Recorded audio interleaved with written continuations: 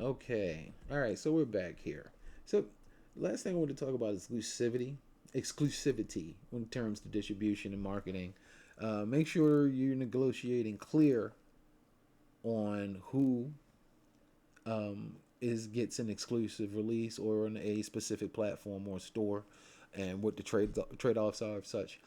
Like for instance, our situation with Sony, whereas we would offer them uh, free exposure. It also came with a caveat that we would release first on their system and be exclusive for at least a week before it would be available on, say, like Steam or Epic Engine. Now, that became a bit of a situation for us because since our title is a Epic title, the new user terms that Epic has come out with, if you release on their system, straight up, you get a bonus. Not a bonus. I'm sorry, that's the wrong term to use it. The distribution, instead of it being 70-30, is 80-20, which is very interesting.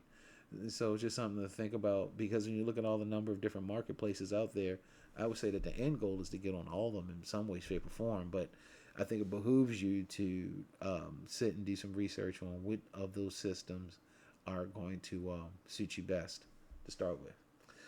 Okay, so post launch support is something to think about. Your live operations, like for instance, when I was at Microprose, we had a whole division that worked on the aftermarket, meaning that they were tech support and would walk people through either getting their machines running or mailing them out patches. This was before the days of high broadband width. So we literally had a team of people that whose job was to take phone calls, listen to the bug, try to figure out the bug online, and if couldn't figure out the bug, try to email them a patch where they could download it off of a BBS server, or we could mail them a 3 1/4 disc of the patch on it, and then try having work it that way.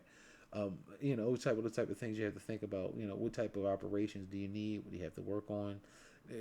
What about your team doing bug fixes and then the ongoing support behind it? What type of game does need that? If it's an arcade game that where you're pretty much just changing the parameters of balance of the title, or is it some title that's an ongoing thing that needs constant maintenance, which means that you need servers that constantly need updating. Who's going to handle these type of things? Will the publisher handle them? Are you going to handle them? More importantly, who's responsible and who's going to pay for it? Those are the things you really need to think about. Excuse me. And then you have the DLC and the expansions that come with it. One second, please. All right. So DLC and expansions is something else to really think about. There are plans for downloadable content or expansions. And make sure that the terms of these are clear in contact. Clear and concise within the contract. Um, Make sure that the publisher that you're working with, if it's going to be a publisher that you're going to deal with, also is on board with said situation. And then you also have the patches and the updates, all that stuff I was just talking about previously. All those type of things you really need to take consideration and think about before you launch. And then you have the monetization models. Who's going to set the pricing, especially for in-game purchases, expansions on future downloadable content. Those type of parts of the situation can be regarded as the sweetest plum, as opposed to you would deal with a publisher who is like, yeah, we'll make it the game, but yeah, we want to make sure that we get 100% of the monetization. I'm sorry, we get 100% of the microtransactions or the in-app purchases, and then the actual studio who made the game doesn't. I've seen situations where that's the case, where they're literally just paying you to make the game, and then they'll just pretty much keep the lion's share of everything else. Really depends on what your studio is about. You have studios that are just clearly doing that. They're clearly making a product for an end user to make and then sell or distribute. So uh, you have to determine what type of developer you are and which business model suits you. So that's the best way that I would go about looking at that. And because a lot of things fall into play of that. If you're partnering with a platform like Netflix or Hulu, clarify how subscription models impact your game's revenue. Um, that's a little bit different, say, versus how if you're like making an actual product for Netflix. Typically, it's a flat fee that you get. That flat fee typically, depending on what the budget that you negotiate for at that end, which is typically based off of your exposure and how well known you may be for a certain title or project, and then the negotiation on how much you get to make the project will be based off of that.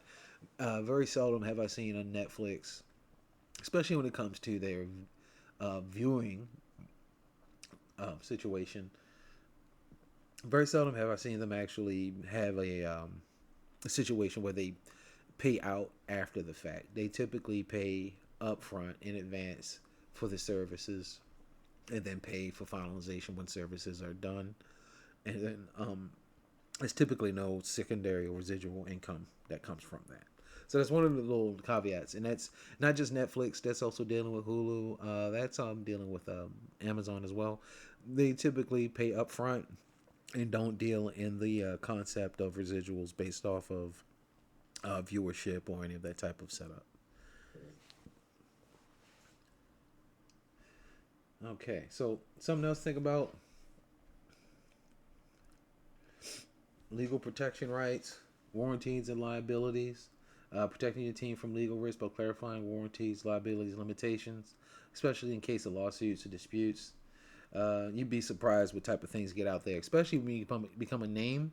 When you become a name, everybody wants a piece. That's one of the the problems, or or facts about having a successful situation. You will get tried. You will need to have some type of lawyers in place. It's not every day, but you definitely want that type of protection in place in case and when that type of crap comes around. Where are we at here?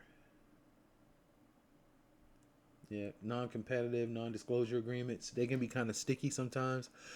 Uh, Typically, NDA situations for projects for entertainment, be it for like concept artists or VFX artists. That's typical. That's some people won't work until they actually sign and see an NDA to cover them on that end. Um, don't restrict your ability to work on other projects in the future. Ensure that any non-compete or NDA clauses are fair. And that's the other thing. There are some people out here that are trying to make you have do a non-compete clause. Like I had some guy tried to have me do a non-compete where I couldn't compete within 500 miles of my actual place after working for him for 3 years, and that was in the contract. Crazy stuff like that. So, um, you know, if his contract was on the other end paying me $7 million or something like that, hey, that might be a consideration. But uh, that's not. So anyway, those type of situations you had to think about as you can working with through that. Just make sure that you have the fine print on that, fine prints and everything. Then you have termination clauses, understanding conditions under which the agreement can be terminated by either party, which happens after IP or project is in such cases. So it's just another way of being able to cover your butt in case someone wants to try to do dirty on that end. Just make sure you understand the clauses of such things. Then you have your cross promotions and partnerships to consider. Um, those all come into play whether you're trying to either boost a platform or visibility. For instance, every console needs a killer app, so to speak. Nowadays, that killer app actually comes out of the studio itself. It used to be, however, that the consoles used to worry or rely on other games that potentially be outside of their developers for it to actually sell their system, which then they would then buy exclusive rights to. Um, that's not as much the case anymore because developers like money as well. So you really don't want to um, do that now. Sony, Microsoft, there is a bit of that now in the console, and they kind of need that. You actually, absolutely, in my opinion, need that these days.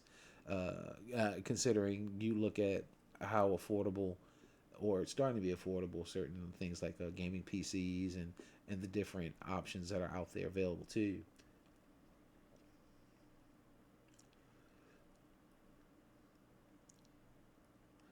Yeah, so merchandising rights is also something else to consider. George Lucas' story, famous. His first big money came from 20th Century Fox not wanting to bother with the toy rights to Star Wars. They thought it was going to be a flop. They looked at Chewbacca and thought it was a guy in a carpet suit. Um, so the day of the blockbuster, when people were around the corner and lined up to see it, they had never seen anything like that before. And so 20th Century Fox, from that day on, nor did any other intellectually property owner give the rights of their titles to the director or writers for said, like, rights to toys or t-shirts or any of that distribution. None of that. No, all of that gets kept by the corporation. That was the first and last time that ever happened. All right, so I'm going to break here so these tidbits are a little bit easier to knock down, and I'll see you in a moment.